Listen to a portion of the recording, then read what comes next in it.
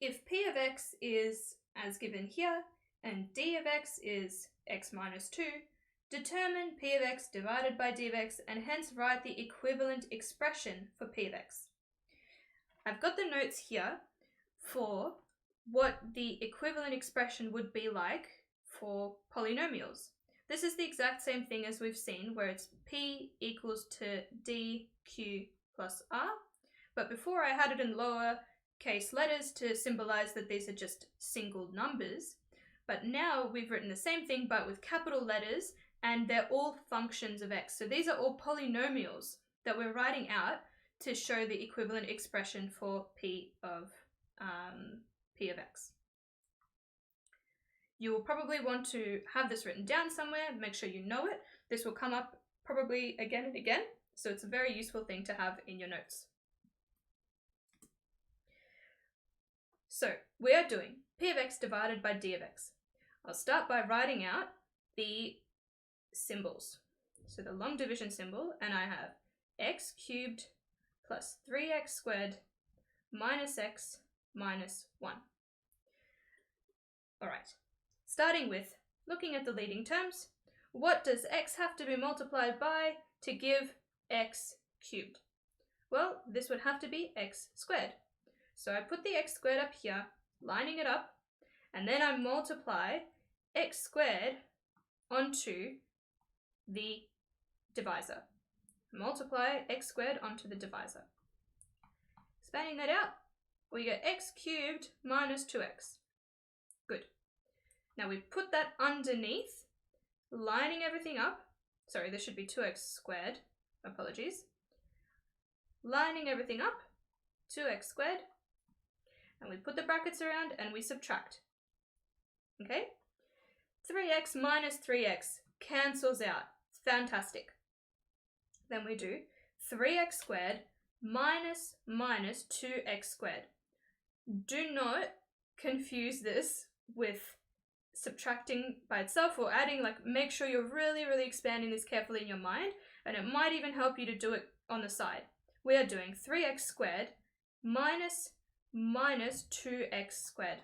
That's the same as 3x squared plus 2x squared, which is the same as 5x squared. Okay? Really important to get this negative correct, because the last thing you want is to get through a whole stack of these equations and to realize that you've done the wrong thing. Okay, so put the 5x squared and then carry everything else down. Bring down the minus x, bring down the minus 1. And now we can repeat the whole process again. Start with this term and this term. What does x have to be multiplied by to give you 5x squared? It has to be multiplied by 5x. Putting the 5x up here, and then multiplying the 5x onto the divisor. 5x multiplying the divisor, x minus 2, should give you 5x squared minus 10x. Okay, now we pop that underneath, lining everything up, we pop that underneath. 5x squared minus 10x.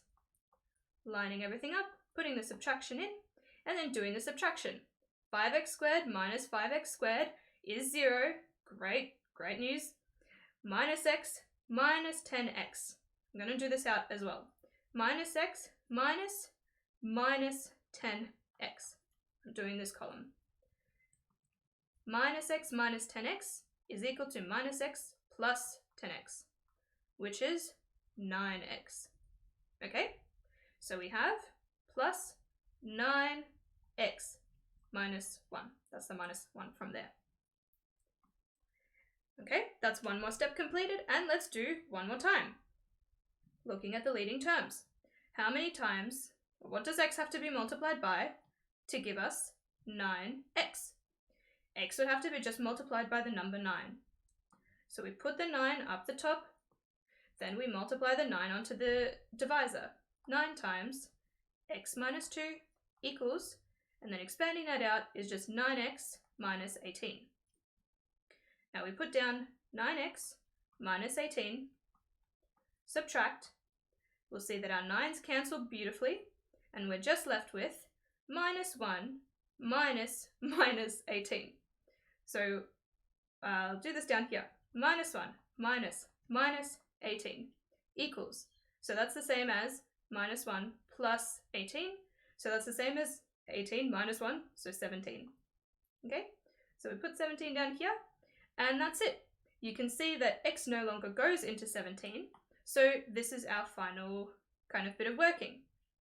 So what we can write is that the quotient is equal to x squared plus 5x plus 9, and the remainder is equal to 17.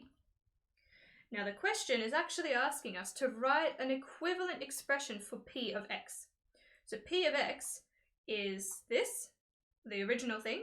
We want to write an equivalent expression in terms of our divisor and our quotient and our remainder. Okay, so what we can do is use our rule that p of x is equal to the divisor multiplied by the quotient plus the remainder. And that's your equivalent expression. So let's just write it out here. P of x is equal to the divisor, x minus 2, multiplied by the quotient, x squared plus 5x plus 9, plus the remainder, which is 17. Okay, so that's it. That's our final answer.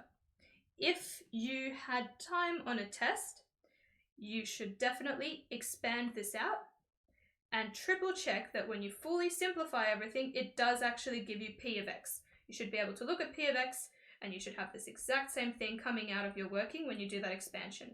That's a really good way to check, but otherwise you can check for yourself now as an exercise if you like. But yeah, that's the process for your long division.